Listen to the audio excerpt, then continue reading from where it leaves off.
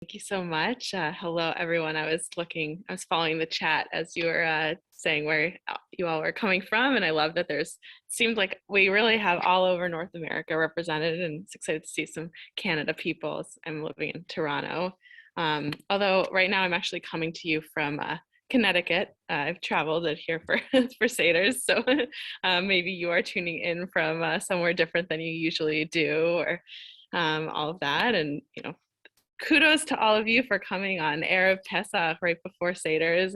I know it's a busy time, or maybe you're really good at preparing in advance. So actually it's super chill for you. But either way, I'm really glad to be here with all of you. We'll do some Pesach Torah, Passover Torah, and my hope is by the end of this, you'll have at least one fun thing to bring into your Seder. Whatever your Seder is going to look like this year, you'll have something to add that goes along with the Torah portion we're going to be reading, but also can be relevant to your Seder. You can just impress everyone there, or you don't need to impress them, but just make them think. So, okay, with that, I just love before I launch into it and share my screen, just to get a little feel for how we're all doing today is what's coming to mind. Okay, Passover is starting tonight. What's like one word that's coming to your mind when we're thinking about Passover right now? How are you feeling about it? Cooking. Yeah, and you can write in the chat. Excited, liberation, search and burn soon. Yes, I burned just before getting on the call. I think my hair smells a little like fire. Tired, hospitality. How much I wish I had other Jews in my life to celebrate with. I hope you will soon, and we can do a little celebrating here now. Oh yes. So yes, we're not all Jewish here. So I'm not sure if I should say, I feel like Happy Good Friday is not the thing to say, but I hope you have a meaningful Holy Week. That you can live without bread. Yes. Wow. Okay. So many panic. Ready to go. Oh my goodness. Okay. We've got so much. Yes. Yes. Liberation. Baker. Ooh, okay. I love it. I love it. Okay. So, and yeah, feel free to continue to respond in the chat, or as things come up, if you have questions, I will try my best to monitor the chat and see those questions as they're coming up. But there are a lot of us here today, so it might go a little fast, but I will try my best. If you do have questions or things that you want to say or reactions, feel free to do it in the chat. And I'll also have times where I pause. So if you would like to come off mute at that point, you can raise your hand and we will make that happen. Yes, okay. Oh, yeah, there's just a lot. And we're gonna actually talk, Gail, about kind of this mixed, kind of the happiness and the sadness and then the complications that happen a lot on Pesach. So that is very relevant. And yeah, we're gonna get into that. But first, we are going to do, it's called questioning the questions. So I'm gonna share my screen, and you can pull up your source sheet if you want, but I'll make it nice and big for you. I think that's pretty big. So on the first day of Passover, we read from the book of Exodus, and I have it up here, chapter 12, verses 21 through 51. So it's kind of the end of the chapter. And there's a lot of things popping up on my screen. Sorry, I got distracted. So we're going to read there. And actually, funny story, the last time I taught here was during Parshat Bo, which is actually some of the verses overlap. So that was kind of a funny thing. But don't worry, I'm doing something different. Okay, so this first piece, we're kind of getting a summary of the Passover offering, right? So right before the Israelites go out of Egypt, they are told, right, this is the 10th plague is about to happen, which is the death of the firstborn. And so the Israelites, to protect themselves, they're told to make a Passover offering, slaughter this lamb, and then put the blood on the doorpost, right, of our houses as a sign that, the angel of death should pass over our houses. So that's kind of what's being explained here. And yeah, so we're gonna come to that, but this is the background. So I just wanted to kind of situate us in the text before we kind of go into it. So I will read this piece. So we're in Exodus chapter 12, verses 21 through 24. So it says, Moses then summoned all the elders of Israel and said to them, "Go, pick out lambs for your families and slaughter the Passover offering. Take a bunch of hyssop, dip it in the blood that is in the basin, and apply some of the blood that is in the basin to the lintel and the 2 doorposts. None of you shall go outside the door of your house until morning. For God, when going through to smite the Egyptians, will see the blood on the lintel and the 2 doorposts, and God will pass over the door and not let the destroyer enter and smite your home. You shall observe this as an institution for all time, for you and for your descendants," right? So we're both getting, it's kind of interesting because we're getting this, okay, this is what you need to do now, but we're also, the Israelites are also being told, this is what's going to happen in the future. Like, this is something you are living through history, right? And I don't know, I don't know that we necessarily always know if we're living through history, but here God is like, you are living through history. You're going to do this. And then for generations after, you're going to commemorate this. And so that's kind of what's being told. And now we have what we're going to get to. So that was kind of background. I know there's lots of juicy stuff in there, but we're not going to go into that today. And then we get this question, right? So this is exactly after, this is the continuation of the text. I just separated it out. So it says, "And when you enter the land that Adonai, that God will give you as promised, you shall observe this rite. And when your children ask you, 'What do you mean by this rite?' you shall say, 'It is the Passover sacrifice to God, who passed over the houses of the Israelites in Egypt when smiting the Egyptians, but saved our houses. Those assembled then bowed low in homage." So, and I bolded this piece. So, right, so we have this idea of, right, we're living through history, and that also there's this obligation to pass it on, to teach the next generation, right? So the Torah is saying, okay, like when you're offering the Passover sacrifice, which of course we don't do now, we do Seder instead. But when you're offering the sacrifice, your children aren't going to be there and be like, why are we doing this? Like, what's going on here? Right? So they ask you, what do you mean by this? And then we have this explanation, right? That this is what God did when he passed over the house of the Israelites in Egypt and all of that. Okay. So this question here, I would say, like, maybe this is a leading question, but I'm going to ask it anyway. Okay, so we're reading it. We see this text here. Are you having any, like, I don't know, can we read? I'm not even going to ask this question, but like, to me, the tone of this question, when we're thinking about this question, it seems, I don't know, to me, it seems pretty, it's like a curious thing, right?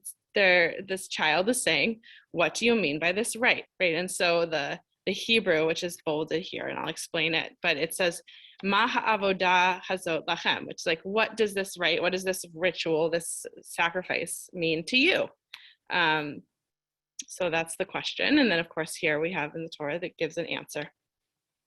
And this piece might sound familiar because it's going to come up in your Passover Seder. So now we're going to take a look at it in the context of the Seder and kind of how it's changed. And so this, if anyone wants to like be a smarty pants and write it in the chat, right? This is one of the questions of one of the 4 children, right? So we have the wise, the wicked, the simple, and the one who doesn't know how to ask. So it's one of these 4 children's questions. Does anyone know which one? Do you want to write it in the chat? It's like a little Passover trivia. I know it's rusty because we haven't done the Seder yet. So maybe you haven't looked yet. If you want to write it in the chat. Okay, it is the wicked. So this is in the section, the Magid section of the Haggadah. And it's the section where we're talking about the 4 children, or sometimes it's referred to as the 4 sons. And right, there's the wise, the wicked, the simple, and the one who does not know how to ask. Right? And so here they bring in this question that we saw that seems pretty innocuous, right? And they really they read a lot of tone into it. And I don't know if you've ever done this with an email or a text message, right, where we read tone into something that should not be there. But here they've read in tone to this. So I'm going to read to you what they say. So here, this is from the Haggadah. It says, what does the evil son say? The evil son says, what is this worship to you? Right? And this is a quote that we just read just above. Right? And it says, to you and not to him, right? So they take out this word lachem, which means to you, plural. And it says, okay, it's to you and not to him. So they're basically reading it as this Rasha, the evil son, has kind of taken himself out of the narrative by saying to you and not to us or to him, right?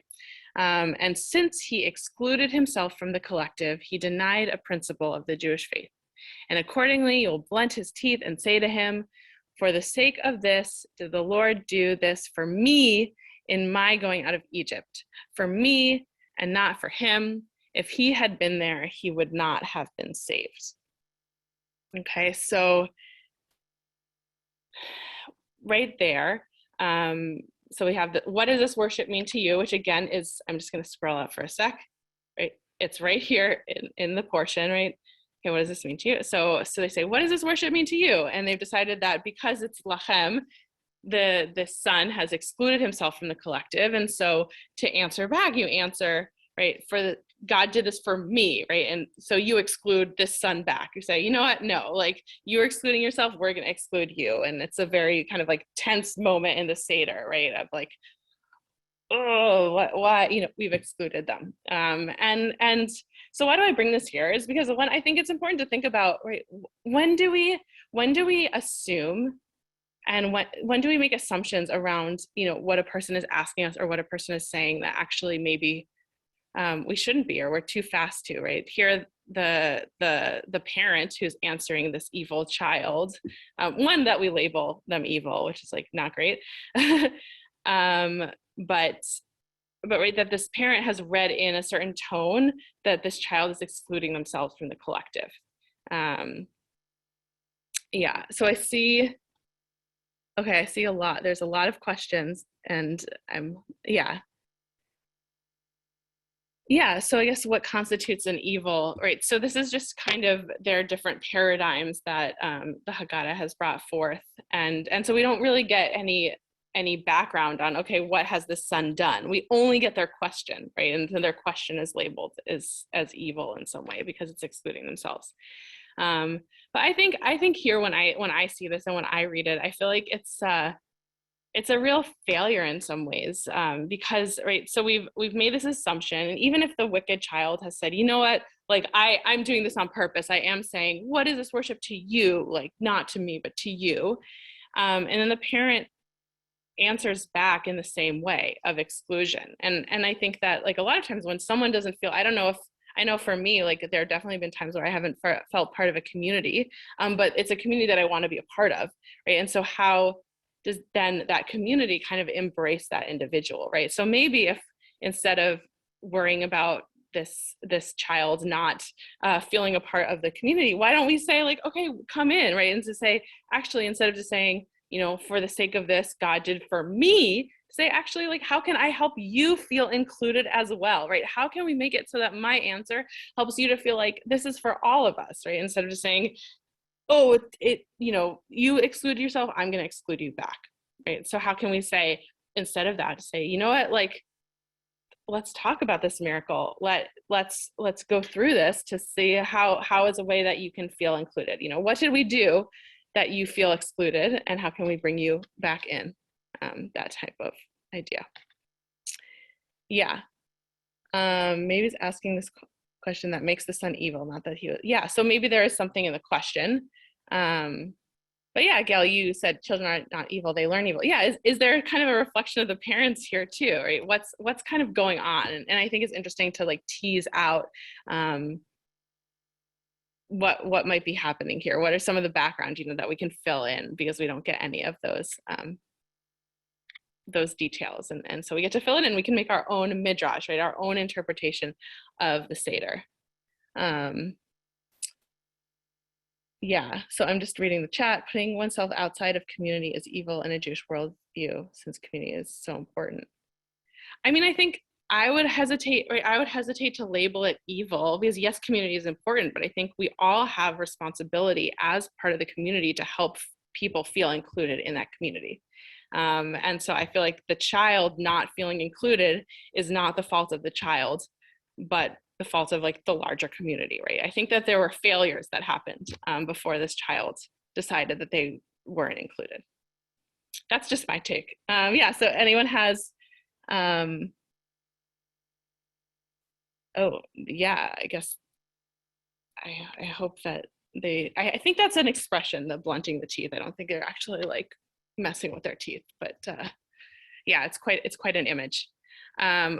Okay, so now I want to keep going on this bent, and then I will pause for more questions, or if there are comments that came up that people want to share around this. Such as, we can learn from that failure. The evil child is like a stranger, but we should welcome the stranger. Yeah, that's great. Like, that's a great connection, right? If someone feels like a stranger, even in their own community, how do we welcome them in? Yeah, and Passover is all about that, about welcoming guests. Does the translation of child's here focus on? Yeah, I think so. It's in the Haggadah, they talk about the arba banim, right? The four, and then usually translated as sons. I like to say children, and I think it's more about relationship, not necessarily about age. But I definitely think the young, the one that does not know how to ask, is usually assumed to be pretty young. But I think it's good to think about that. We can all be these children. One of my favorite. There's a lot of great for children artwork out there. So if you have time, if you find yourself with time today, do some Google image searches and find all of or maybe look through your Haggadah and find there's lots of cool for children artwork that have different interpretations of what it means to be these four children, and with ages and different attributes and all of that stuff. Yes, and we welcome those four aspects of ourselves, accept them and love them. Yeah, I love that. Yeah, one of my favorite artistic renderings of the four children is one that's like, it's very clear that each person, there are four children, and each of them has all four characteristics in them. It's done with color. And it's like, yes, we all have pieces of ourselves that are all of these things. We have the contrarian piece, we have the wise piece, we have the simple piece, and we have the piece that, like, we don't even know where to start. We don't even know what to ask. Yes. Okay. So we talked about, this is here, the evil child who is writing, what is this worship to you? And then the answer, which is from Exodus chapter 13, verse 8. But this is not the only time that the parent uses this exact same verse as the answer to one of the children's questions. So, and again, this is all about reading assumptions and tone in. So here again, so here is the answer in context. So this is Exodus chapter 13, verse 6 through 8. And you can see it kind of comes in the context of, we're learning that, we're 7 days, we're going to eat unleavened bread, and on the seventh day it'll be a festival. Okay, great. And then it has, and you shall explain to your child on that day, it is because of what God did for me when I went free from Egypt. Right? So if we take it just in the context of the Torah, I think it's pretty neutral, right? It's saying, or maybe not even neutral, it's actually like this statement of gratitude, right? We're saying, God did this for me, for us, when we left Egypt. Great. And so then we're going to see it again. And this is from the Haggadah, from the one who does not know how to ask. So this is the fourth child in this mix. And it says, and regarding the one who doesn't know to ask, you will open the conversation for him, as it is stated, and you will speak to your son on that day, saying, for the sake of this, did the Lord do this for me in my going out of Egypt?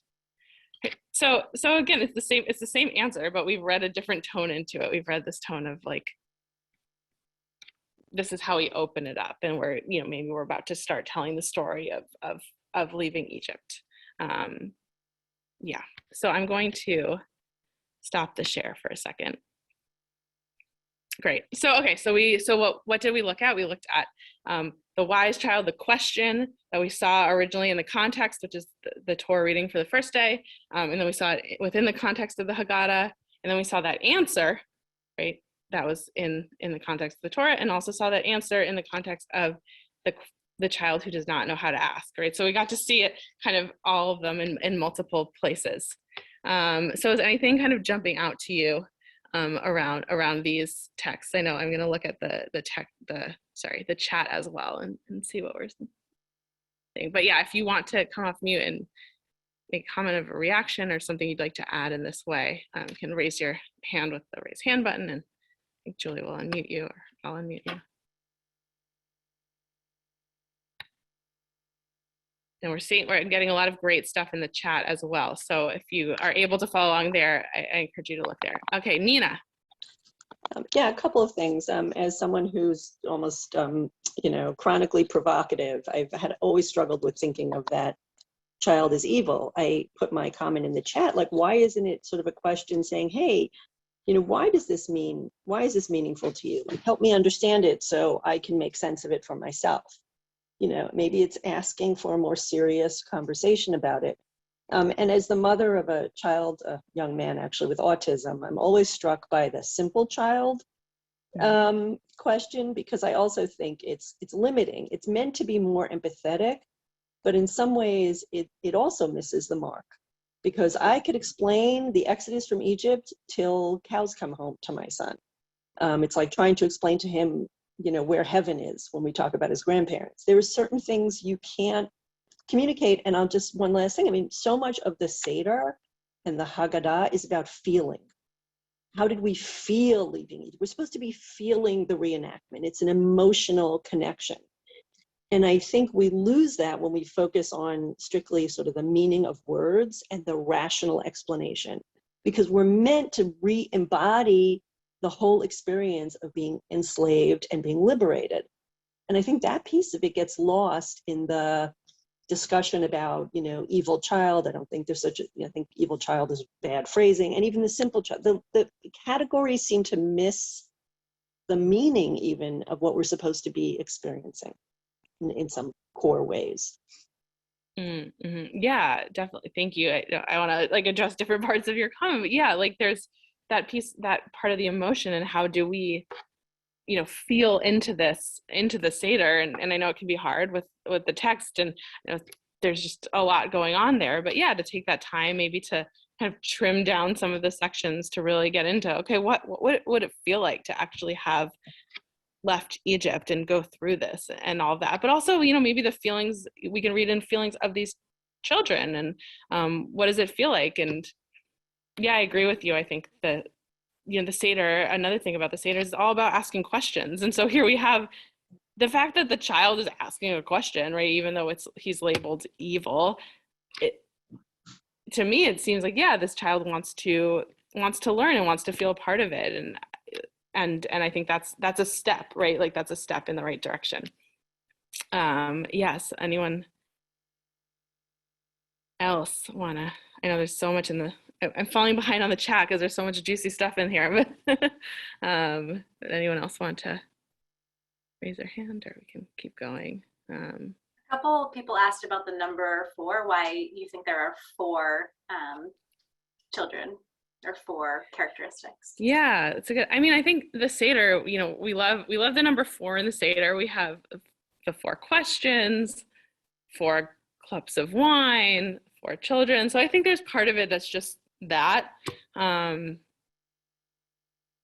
Yeah, if other people have other ideas as well, I think it's just this it's a nice number, right? It's like a nice round, it's even 4. It kind of goes along with the other structure. Might represent the physical world. Yeah, there's all sorts of tie-ins to what 4 are, right? We have 4 matriarchs, 4 times 10, special number 40, 40 years in the desert. So there's a lot of, it's just a nice number that we like, I would say. I'm not sure that I would read, we can always read more into it, right? That's one thing I love about Judaism, but we also don't have to. So great. 4 directions, 4 seasons. Yeah. 4, exactly. We love all of the 4 things. Cool. Okay, so we're going to switch gears a little bit to another Passover section. So we're going to leave the 4 children behind for now, but they can be in their hearts and they will make an appearance. If you're having a Seder tonight, they'll make an appearance there. Okay, so I will re-share my screen. And here we go. Okay. So part 2, mixed messages in our symbols. So I kind of spoiled it for you already, but when you think about, you don't have to write this in the chat, but think about when you think about matzah, right? What does it represent to you? What's matzah, right? What are we told about matzah? I know for me, kind of the simplest explanation I got was okay, the Israelites, they were leaving Egypt. They didn't have time to let their bread rise. So we have this flat thing. That's what it is. But actually, it's much more complicated than that. So here we go. So we're just going to look at a few explanations about matzah, and you'll see it's going to get juicy. Okay. So this again, Exodus chapter 12, verse 39 is in the Torah reading for day one. So there you go. And it says, and they baked unleavened cakes of the dough that they had taken out of Egypt, for it was not leavened, since they had been driven out of Egypt and could not delay, nor had they prepared any provisions for themselves. Okay, so it's matzah. It represents like a lack of time, right? They had to go.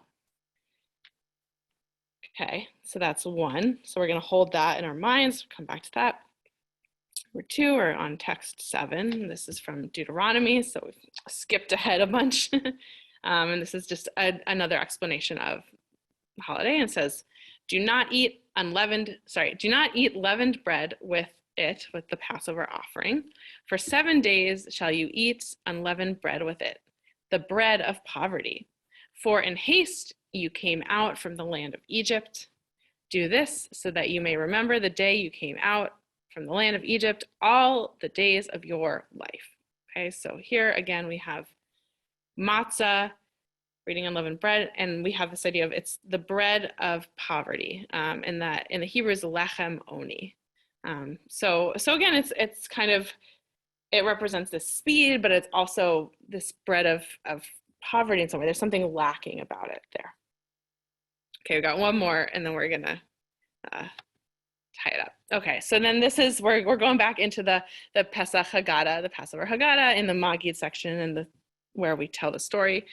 And we say, I'll just read part of it it's Aramaic, but maybe whatever. So it's halach ma'anya di achalu av hatana be'ara de Mitzrayim. I'm not going to sing that for you today, sorry.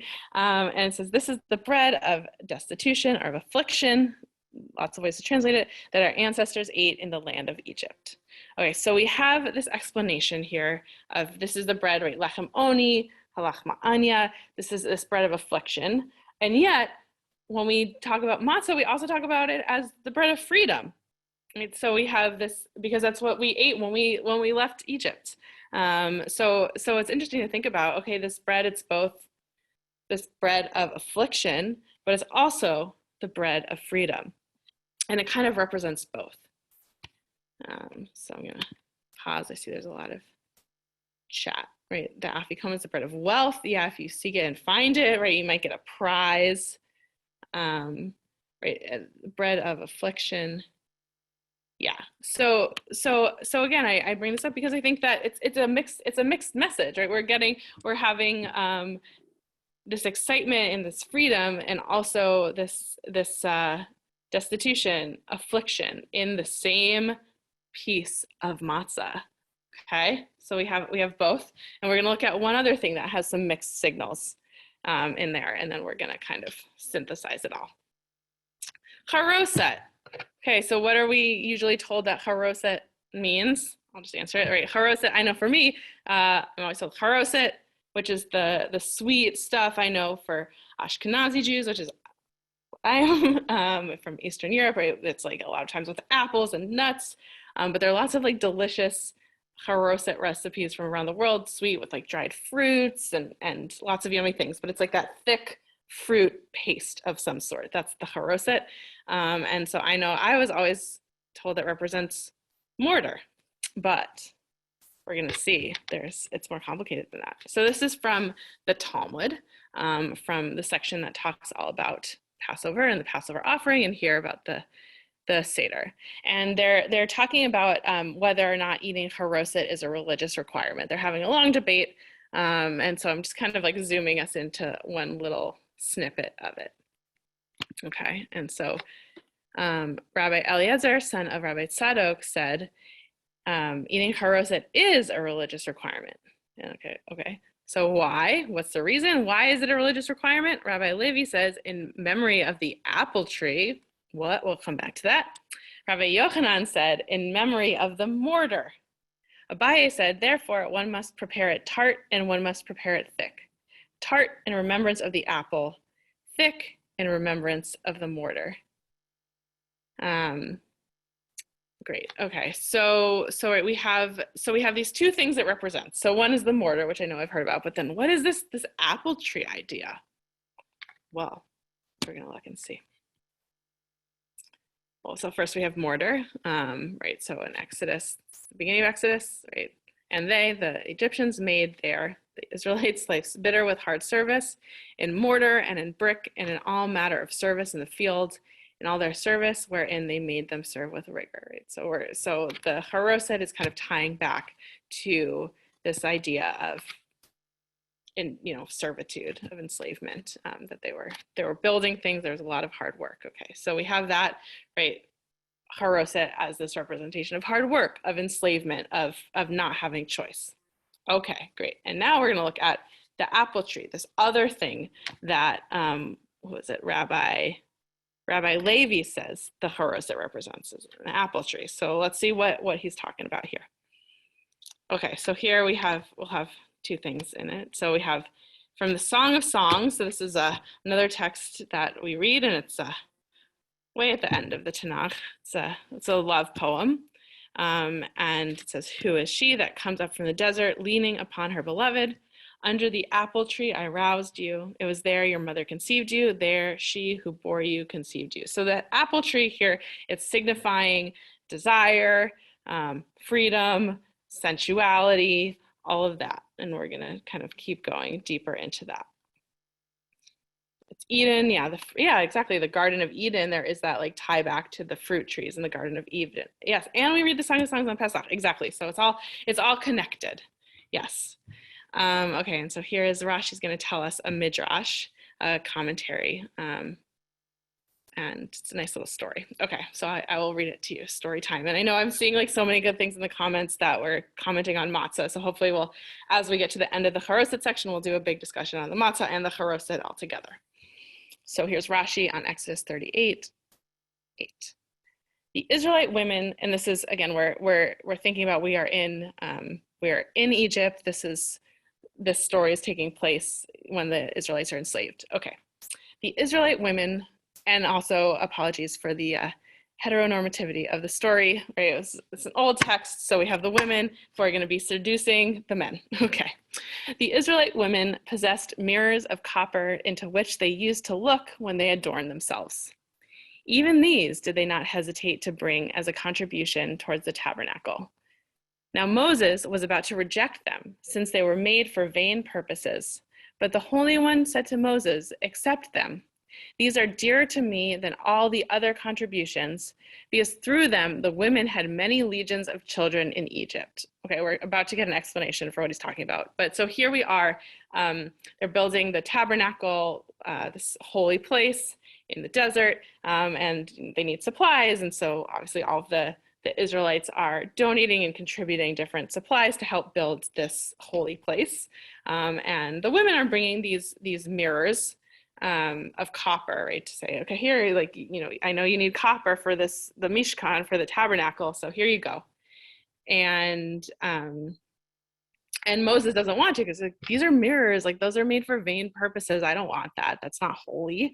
And God says, no, these mirrors are actually very holy. And I'll tell you why. Because, and now I'm here, I'll highlight it.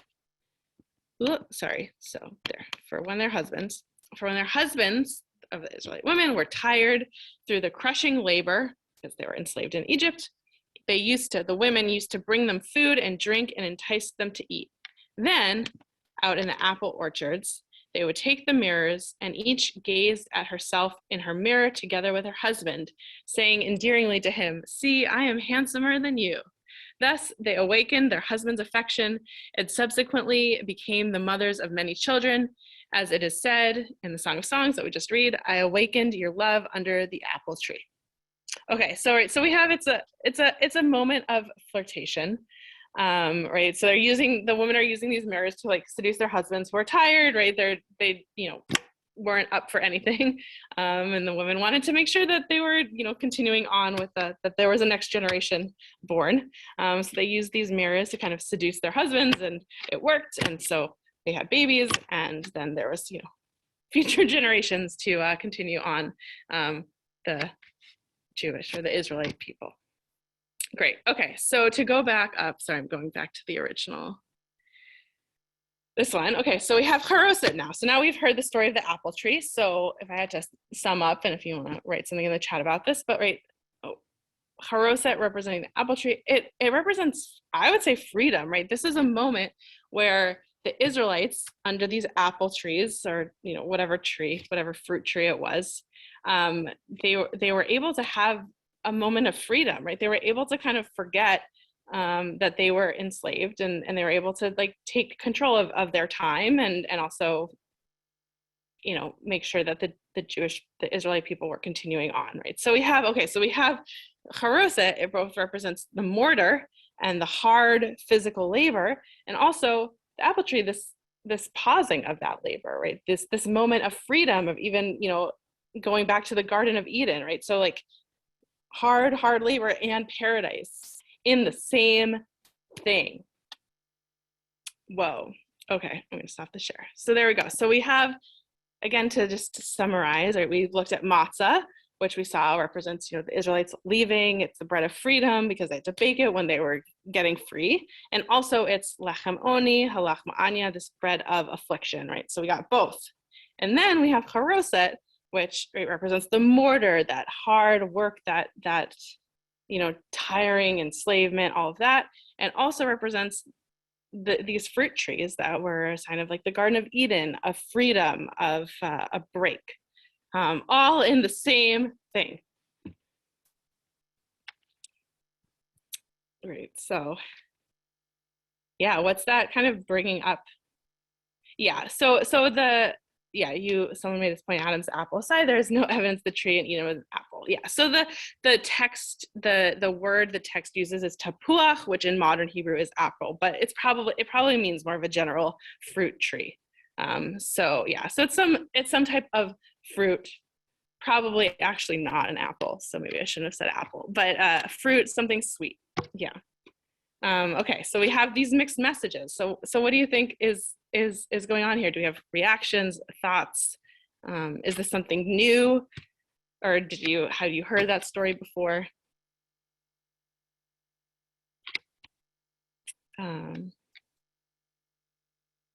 Just looking at the chat as well. But if you want to raise your hand and come off mute.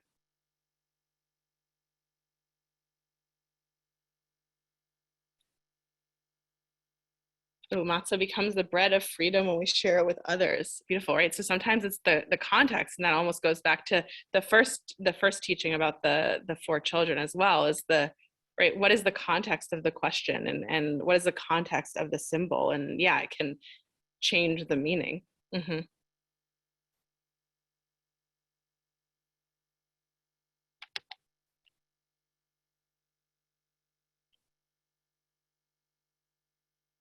Yeah, it also represents, I see hope, right? The apple tree is representing hope, right? So we have both the enslavement and the hope. That's also a nice way to summarize it. Yeah, so I'll give you my take as well, and then if you have reactions too, you're welcome to. I know we have 4 more minutes, so maybe when I'll let one of you have the last word, or maybe I'll just have it. But what I love about these mixed symbols and this teaching is it really speaks to, I think, the complexity of our experience, right, of human experience, of our lives. I know, Gail, you said this, way back at the beginning of it, like dealing with the joy and the sorrow, right? Passover is a time that, sometimes we get to come together, and when we don't get to come together, it's all that more sad, right? Or maybe, we get to come together, but it's really obvious the people who are missing there. Maybe, people have passed away or aren't able to join because of this or that. And so there's the joy of potentially being able to come together, and also the sorrow for who can't be there.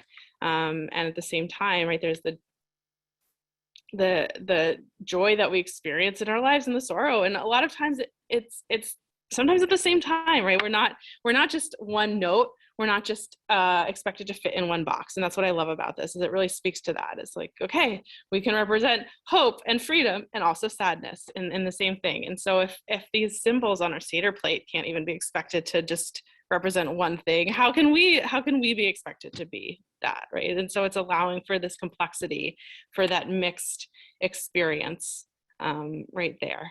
the Seder plate. And so when you look at that Seder plate tonight, if you're having a Seder, or if you come across matzah or whatever, to really appreciate the full spectrum of what it can represent. Okay, I see two hands. Dr. G. I would just like to say that one of the things we have to keep in our mind is the fact that we are known as the people of the book.